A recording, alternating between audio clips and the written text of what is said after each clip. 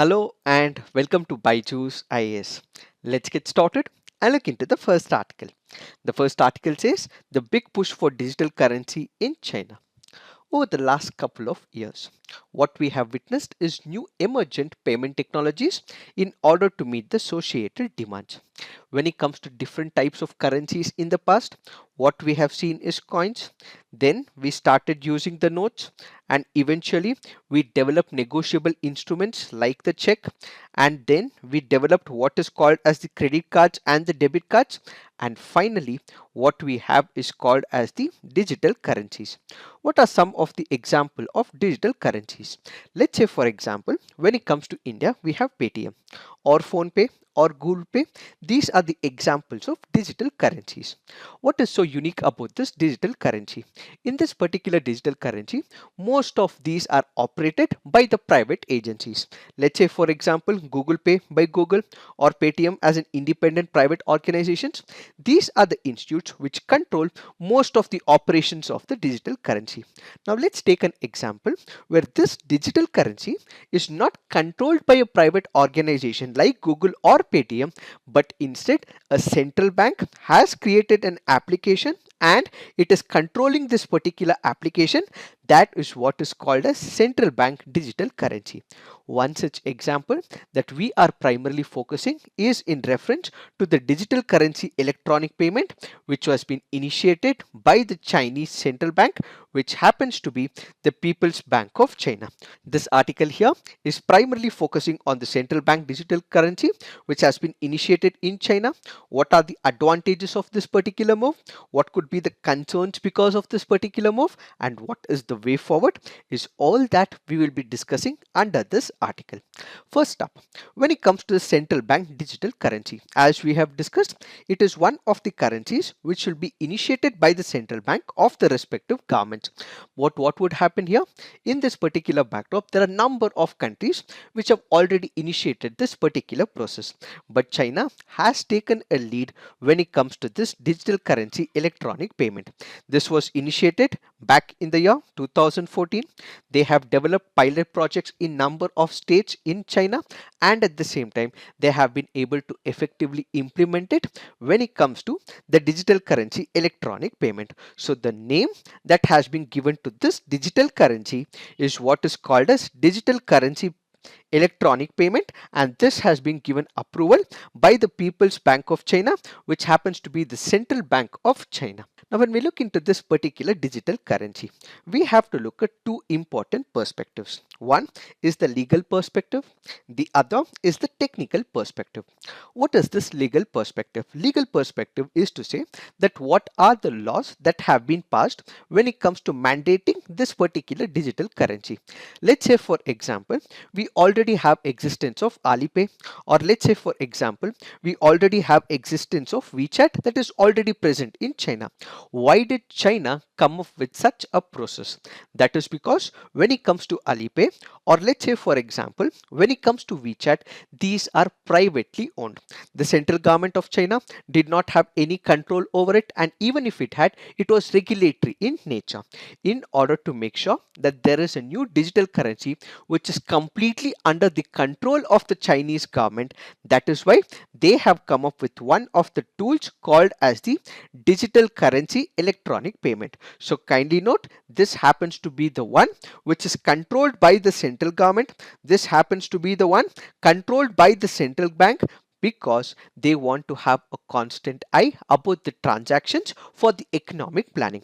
So when it comes to the legal perspective, you already have the existence of the private players, but the central government, the central agency, the central bank did not have one, which is why they have introduced a new digital currency.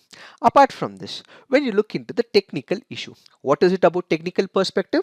Let's say for example, when you're speaking about, let's say, Alipay or WeChat, which is already present in China, they require what is called as internet connectivity for its operations. What do people do? Let's say for example, we have PhonePe.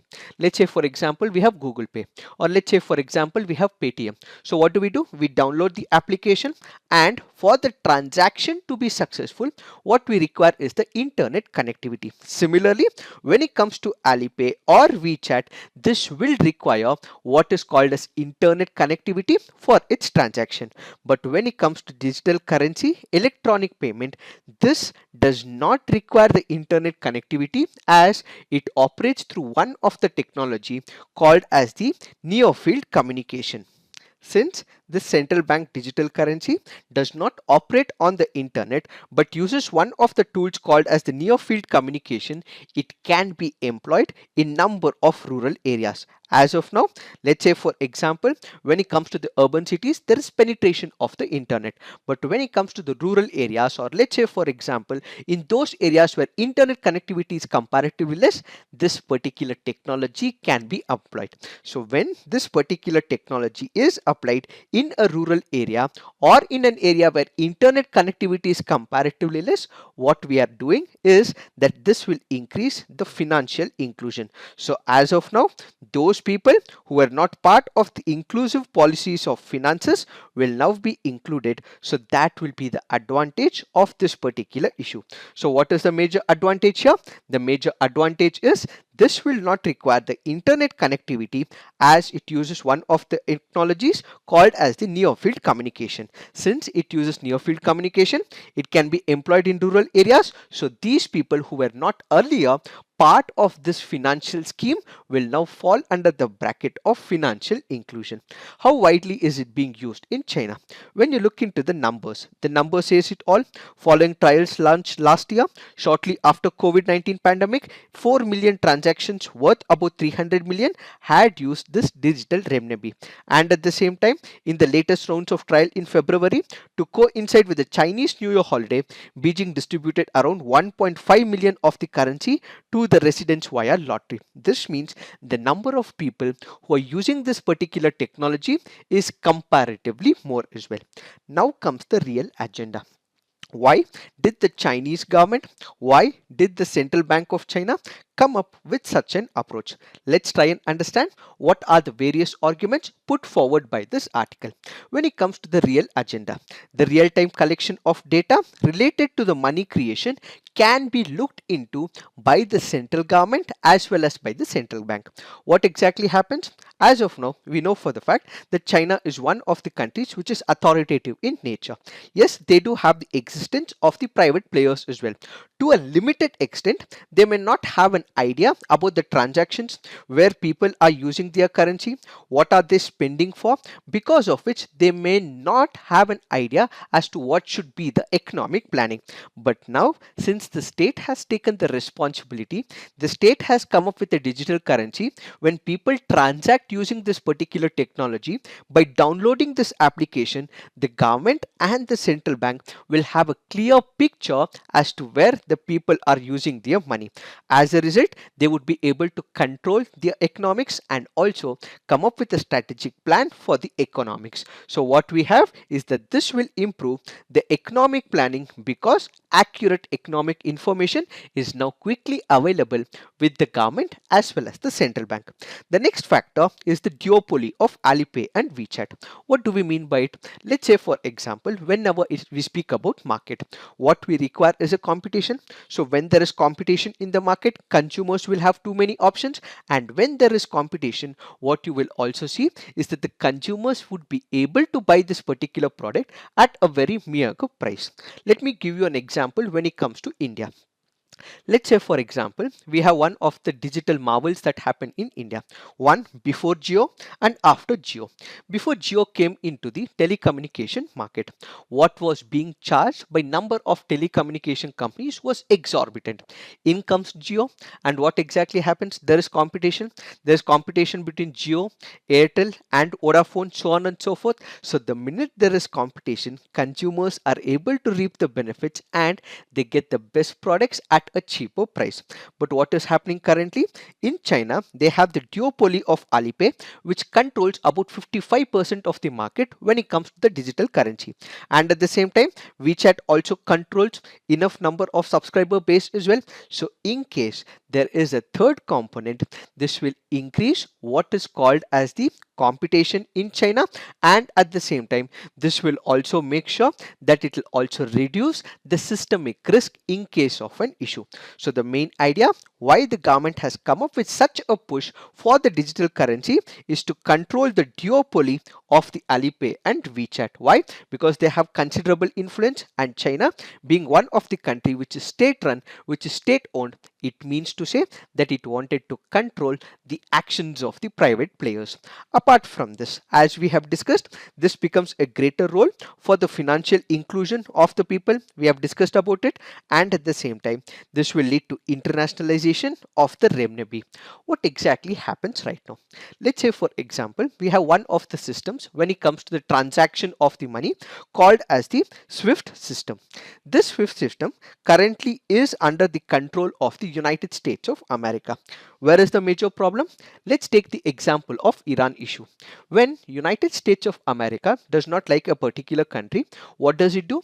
It imposes economic transactions. It imposes economic sanctions on this particular country. So other countries would not be able to have transactions with this particular country where United States of America has imposed economic sanctions. Why? Because most of the countries use what is called as the SWIFT system for the transaction. Now, with this particular initiative taken by China, in the near future, it can become an alternative to the US system of SWIFT system, and ultimately it is challenging the hegemony of United States of America. So on one side, it is making sure that there is internationalization of this digital currency, and at the same time, it is also providing an alternative to United States of America SWIFT system, so transaction can also be initiated on this digital currency. So wherever there is economic sanctions, wherever there have been impositions made by United States of America, an alternative channel in the form of digital currency electronic payment can be initiated by this particular process.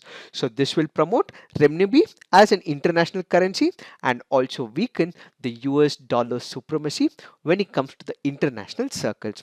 Now the question is it similar to that of Bitcoin? No. When it comes to Bitcoin, it is called as the decentralized cryptocurrency. What do we mean by decentralized cryptocurrency? There is no one single authority, there is no one single company, there is no one single organization or a single country controlling Bitcoin, which is why it is called as decentralized. But when it comes to this Chinese process, it is not decentralized, but instead it is centralized as well. Apart from that, when it comes to Bitcoin, it uses a particular technology called as the blockchain. It is this particular technology that is employed. People have tried to understand what this technology is, and we have discussed about this particular blockchain technology in one of our videos where you can search as well. But when you look at this particular technology used by China, we do not have clear understanding as what technology it has used. When it comes to Bitcoin, it has made use of the blockchain technology, but when it comes to China, an awareness about the technology is yet to be deciphered with respect to the Bitcoin. And now that we have looked into all these aspects, the various concerns is what we have to look at.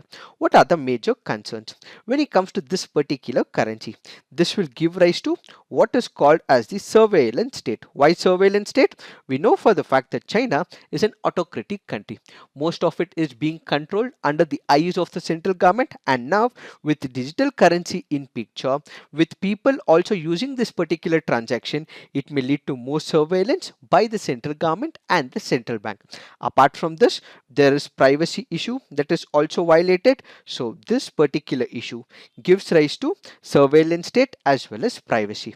So going forward, we have to wait and watch how this particular process of digital currency will be unfolding in number of countries world over, how China is planning to push its particular model across the world, and what would be the success of this particular issue.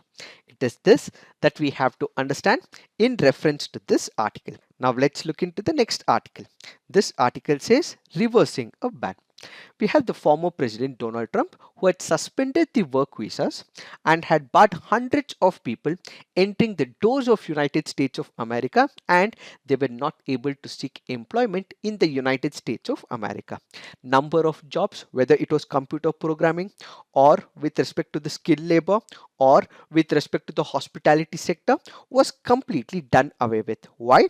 That is because according to the analogy, according to the principles and the politics of Donald Trump, he believed that in case there are skilled laborers who are coming from a foreign country, from a different country to United States of America, this will take away the jobs of the United States of America and its citizens. And at the same time, in case they do continue to come, this will stop foreign workers from cornering all the American jobs, which is why this particular initiative was taken by the Donald Trump administration.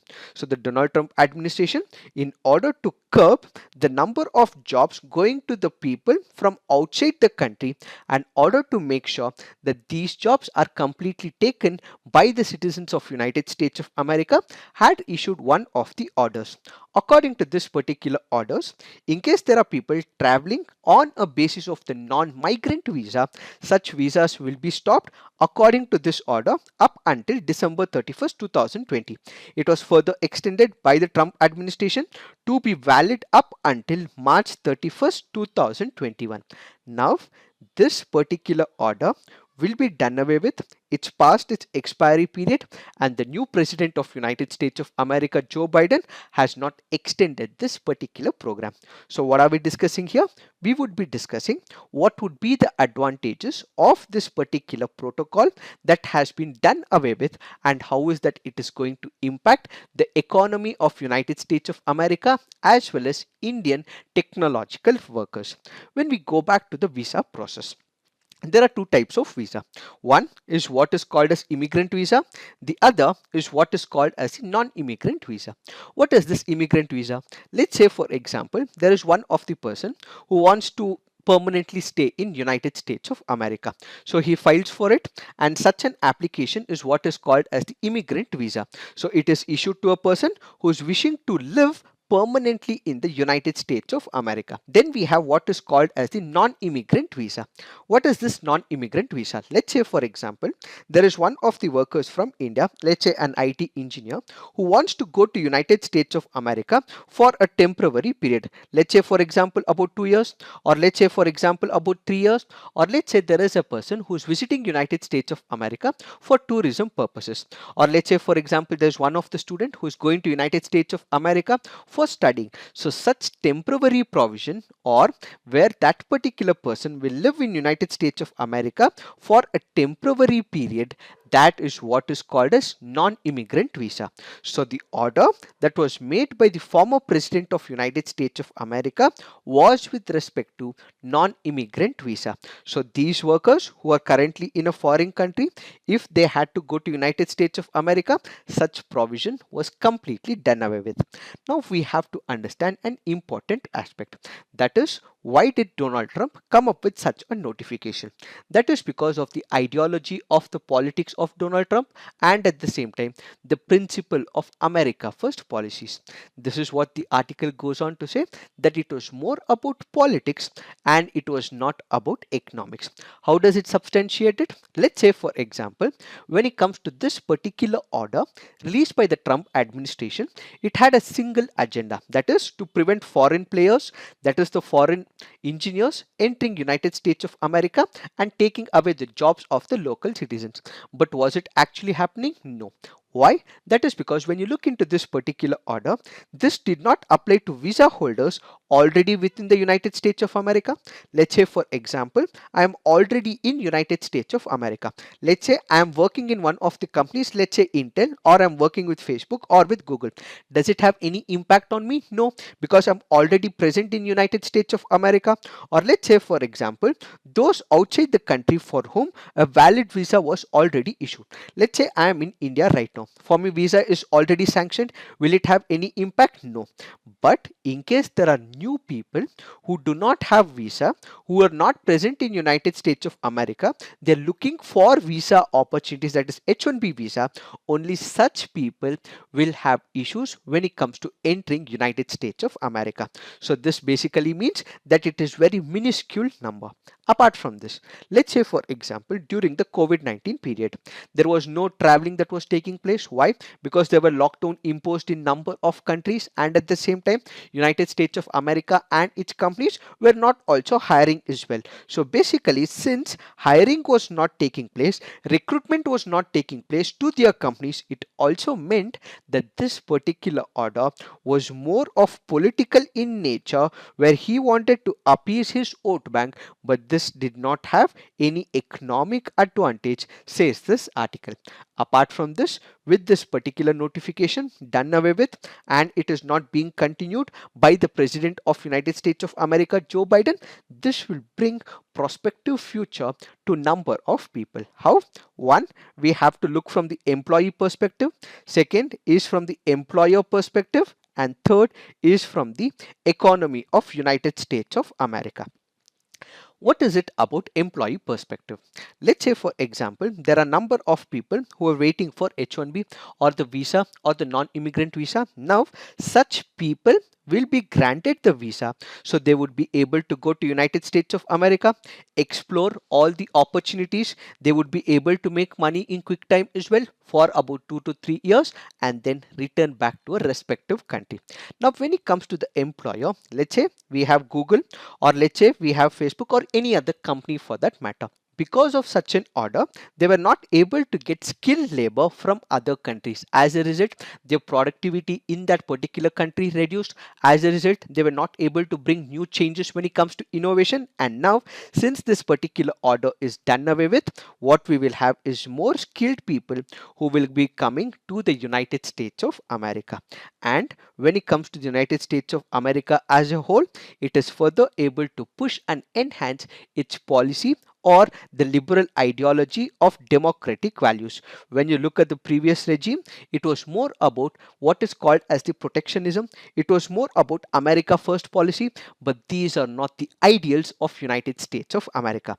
When it comes to United States of America, it is called as the cultural pot, melting pot of different cultures. But now with the administration of Donald Trump, all of it was completely destroyed because of the America first policy. And now with the Joe Biden administration, the very basis of democratic values is re-established. When the order of Donald Trump came into picture, there were a number of companies who had opposed this particular move. This particular criticism came from Google, where Sundar Pichai spoke against it. Then we also have other important CEOs as well. Let's say for example Tesla CEO Elon Musk, and we have Apple CEO Tim Cook, who had posted similar messages on social media about criticizing the move of Donald Trump. So what will happen right now is the advantage for the employee, for the employer, and for the whole image of United States of America. It is this that we have to understand with reference to this article. Now let's look into the next article.